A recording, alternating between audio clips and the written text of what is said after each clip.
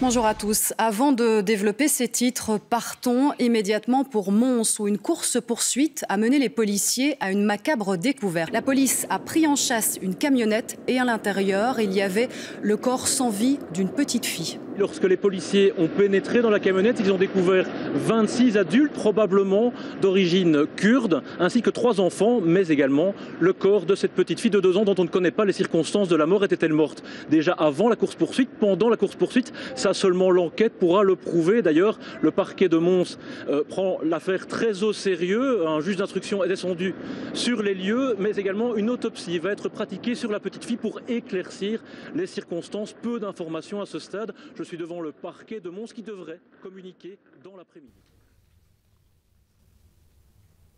Alors nous, avec Zine TV, on a souvent l'occasion d'organiser des ateliers vidéo. On avait en 2019 eu l'occasion de filmer le comité Justice et Vérité avec différents intervenants autour de l'enquête Maouda pour interroger justement sur ce qui se passe dans cette affaire. Et on avait fait un montage d'extraits médiatiques sur l'affaire Maouda au moment des faits. Donc la manière dont des médias comme RTL, la RTB ou d'autres ont construit le récit médiatique, et on va voir un récit qui est en parallèle avec le récit que le parquet a voulu aussi communiquer. Le parquet exclut toute bavure policière. Une autopsie doit être pratiquée fin de cet après-midi pour déterminer les causes du décès. On peut déjà exclure une blessure par balle qui viendrait des armes des policiers. La fillette de 2 ans, morte hier après une course-poursuite sur l'E42 entre police et migrants. Cette fillette a donc été victime d'une balle perdue. Confirmation du parquet de Tournai. Jennifer Istas, bonjour. Voilà qui tranche avec la première version des faits donnée hier. 24 heures plus tard, l'autopsie révèle que la petite fille est décédée d'une balle dans la joue. Le parquet fait volte-face et revient sur ses propos. On s'est basé sur un rapport effectivement d'un service d'urgence qui a fait ses constatations et a transmis l'information à la zone de police intervenue. On n'exclut pas que cette balle pourrait provenir d'une arme d'un policier. Maintenant, l'enquête devra déterminer pour voir s'il y a eu d'autres coups de feu. D'abord, quel policier, si c'est un policier, ou alors une des personnes qui étaient présentes dans la camionnette qui aurait pu être armée. Hier, vous disiez qu'il y avait eu échange de tirs de la part des policiers vers la camionnette et pas le contraire. C'est donc forcément une balle de policier? Non, ça, maintenant, les choses doivent être vraiment vérifiées. Est-ce qu'il y a eu des tirs qui n'ont été que dans un sens et peut-être dans l'autre? L'enquête va devoir franchement déterminer s'il y a eu échange de tirs ou uniquement ce tir ou ces tirs vers la camionnette.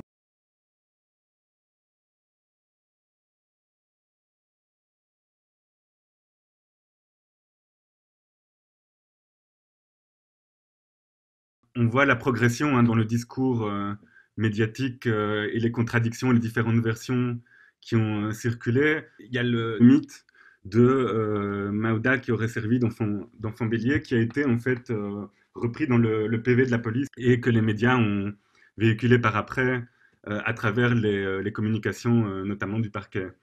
Alors y a-t-il eu tentative de couvrir le policier? Une question suscitée par le premier procès verbal rédigé à 5 h du matin. Un inspecteur écrit que, selon ces informations, la petite n'est pas du tout morte par balle, mais que les migrants eux-mêmes auraient utilisé la tête de la petite fille pour casser une vitre et qu'elle serait morte des suites du traumatisme crânien. Une version largement diffusée dans la presse le lendemain de l'affaire et confirmée à l'époque par le parquet, une version pourtant totalement fausse. Tout à fait infondé. Et là, je reconnais que le parquet de Mons a commis une erreur au niveau de la communication. On ne communique jamais au niveau des causes du décès d'une personne tant qu'on n'a pas des conclusions fermes et définitives d'un médecin légiste. Donc il y a eu l'idée aussi que la mort n'était pas liée à une balle tirée par la police, mais un traumatisme crânien. Et donc, il y a eu énormément de mensonges en fait, qui ont été construits autour des faits eux-mêmes. Par après, une fois que le parquet est revenu sur sa position, il a été avéré que Maouda est décédé d'un tir policier et d'un seul tir, parce qu'il y a aussi eu un mensonge autour du nombre de tirs qui ont été échangés. Donc on a voulu créer aussi la confusion. Est-ce que le tir de la police venait répondre à un tir qui aurait été réalisé par une personne dans la camionnette? Donc à partir de là, on a commencé à parler de bouclier humain, on a commencé à aussi chercher à criminaliser les personnes qui étaient dans cette camionnette, donc qui étaient des personnes en situation irrégulière, en disant voilà, il s'agit de passeurs, de mafias. Comme vous pouvez le voir à l'écran, certains titres, n'hésitez pas, avec Maouda, 2 ans, victime de la mafia des passeurs sur la E42 à Mons. On peut voir dans le même article des propos où on dit coup de volant pour éjecter les policiers, jet de projectiles. Lors de cette course-poursuite, les fuyards n'ont reculé devant rien. Ils ont aussi exhibé Maouda, une fillette de 2 ans, et s'en servant comme bouclier pour freiner les policiers. Elle est décédée de ses blessures. En tout cas, il semble que la petite Maouda ait bel et bien servi de bouclier humain durant cette course-poursuite, une technique parfois utilisée par les passeurs. Je vous propose d'écouter à ce sujet Frédéric Barizot, substitut du procureur du roi du parquet de Tournai. C'est peut-être une technique effectivement utilisée par les passeurs pour dissuader les policiers d'intervenir et mettre fin aux poursuites. On sait que certaines poursuites, en tout cas dans la région, ont parfois été interrompues parce qu'il y avait une mise en danger tant des personnes qui étaient à l'intérieur que des autres usagers. Ici, nous sommes quand même en pleine nuit, il y avait donc beaucoup moins de véhicules. Voilà, tout ça pour expliquer comment en fait, les journalistes ont véhiculé les mensonges de la police en crescendo sur plusieurs jours. Ça a eu un impact sur la perception, en tout cas, de cette affaire par le public.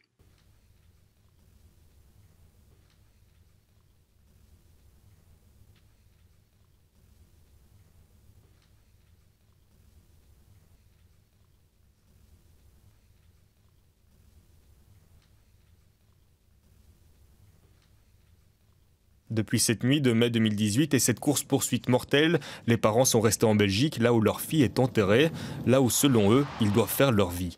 Mais 7 mois plus tard, ils n'ont toujours pas été régularisés, ils n'ont toujours pas de papier, malgré 2 demandes formelles et une rencontre avec le Premier ministre. Je crois que la Belgique est une grande... Quand on a rencontré le Premier ministre la première fois, on était très contents, on ne s'y attendait pas. Il nous a promis que notre situation serait traitée rapidement, qu'elle pourrait changer rapidement.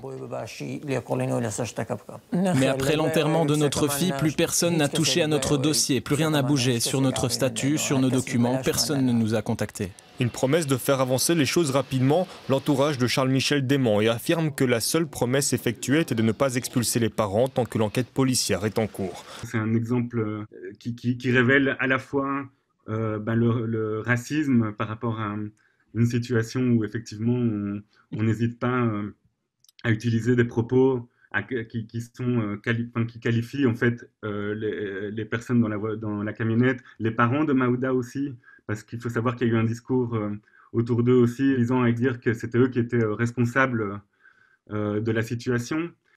Ce qui s'est passé aussi, c'est que les parents ont été directement arrêtés au moment de l'intervention. Donc une fois que la camionnette était immobilisée, ils se sont vus arrêtés, ils ont été séparés de Maouda, ils n'ont pas pu accompagner Maouda dans l'ambulance, ils ont été interpellés, ils sont restés jusqu'au lendemain, en fin de journée le lendemain.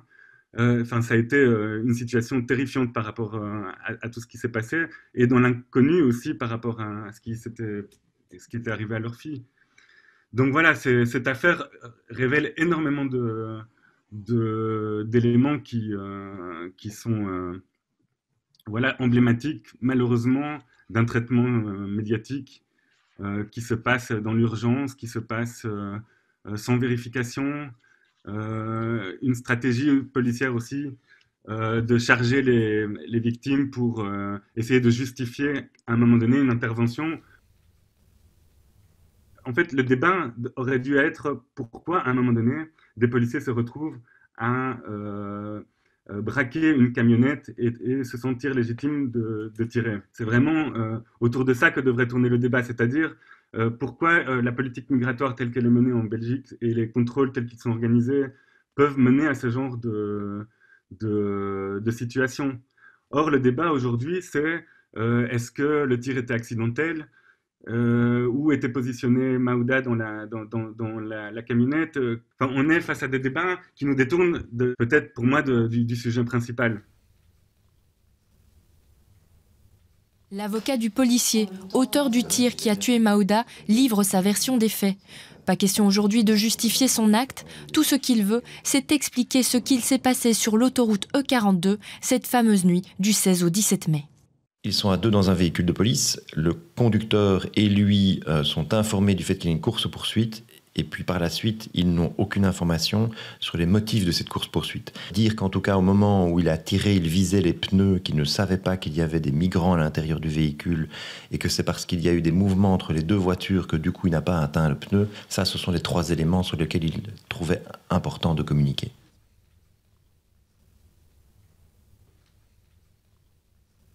On peut déplorer que sur le banc des accusés, il y a juste 3 personnes, le policier qui a tiré, bon, ça évidemment, les 2 présumés chauffeurs, mais aucun de tous ceux qui ont fabriqué ces différents mensonges ne seront sur le banc des accusés. Pourtant, je veux dire, dans une affaire d'homicide, qu'il soit volontaire ou pas, si vous faites un faux témoignage, dans le cas dans une affaire d'homicide, il me semble que le jour où les enquêteurs vont découvrir que vous avez fait un faux témoignage, vous allez quand même avoir des problèmes. Ça va pas passer comme ça. Ici, ça passe comme ça. Aucune des personnes, aucun des individus, aucune des pions de ce mécanisme-là n'est inquiété dans cette affaire. On pourrait pourtant parler de complicité, de faux témoignages, etc. Mais tout ça est complètement validé. Et donc, je trouve que vraiment, l'affaire Maouda, en matière de connivence, police, justice, médias, est vraiment un cas d'école, quoi. Je voudrais quand même saluer le travail d'un journaliste plutôt qui fait figure d'exception dans le paysage médiatique, c'est Michel Bouffiou qui a fait vraiment tout un travail d'investigation très approfondi sur cette affaire. Donc, il y a toute une contre-enquête sur l'affaire Maouda qu'on peut trouver en ligne et qui montre vraiment bien justement le processus, tous les mécanismes qui mènent justement à l'impunité policière. Comment cette connivence justice-police construit cette impunité policière. Et par exemple, justement, par rapport à ce qui était dit dans la vidéo que tu as partagée, Maxime, au début, donc on voit le magistrat de presse du parquet qui dit on se basait, quand on écartait la thèse d'une blessure par balle, on se basait sur ce que disait l'urgentiste qui était intervenu sur le parking. Eh bien, en fait, cet urgentiste, ce sont les policiers eux-mêmes qui lui ont dit que la petite était tombée de la camionnette. Et l'urgentiste, lui, il n'a pas vocation à déterminer la cause de la mort. Je veux dire, ça, c'est le rôle du légiste. L'urgentiste, c'est pas son boulot de faire ça. Et pour autant, quand on a posé la question à l'urgentiste, il a quand même dit moi, on m'a dit qu'elle est tombée de la camionnette, mais une blessure par balle, non, ce n'est pas à exclure. Donc, il a quand même dit l'hypothèse d'une blessure par balle n'est pas à exclure.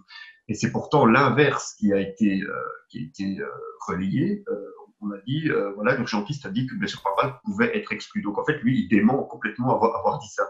Donc c'est-à-dire que quand le parquet dit on se basait sur ce que disait l'urgentiste, ben non, au contraire, lui, il disait l'inverse. Michel Bouffiou est pratiquement le seul journaliste ici à avoir couvert tous les volets de cette affaire en détail, et vous pouvez y trouver vraiment la déconstruction de tous les mensonges que la police a essayé de construire. Aussi toute une série d'éléments qui n'ont jamais été relayés dans beaucoup d'autres médias, comme par exemple les propos du policier qui a tiré et de son collègue qui conduisait la voiture de police qui se contredisent. Il y a énormément d'éléments, notamment aussi le témoignage de l'urgentiste. Et il faut savoir qu'il y a eu une réunion qui s'est organisée 15 jours après les faits, une tentative en fait de la part de la police de créer un point de vue commun, collectif. Et donc il y a eu une réunion qui soi-disant servait de réunion bilan. Et on a appris récemment aussi que les personnes des services d'urgence étaient invitées à participer à cette réunion. Alors on peut se demander en quoi leur participation à une réunion de police est nécessaire, si ce n'est pour essayer de faire concorder les versions vers la même.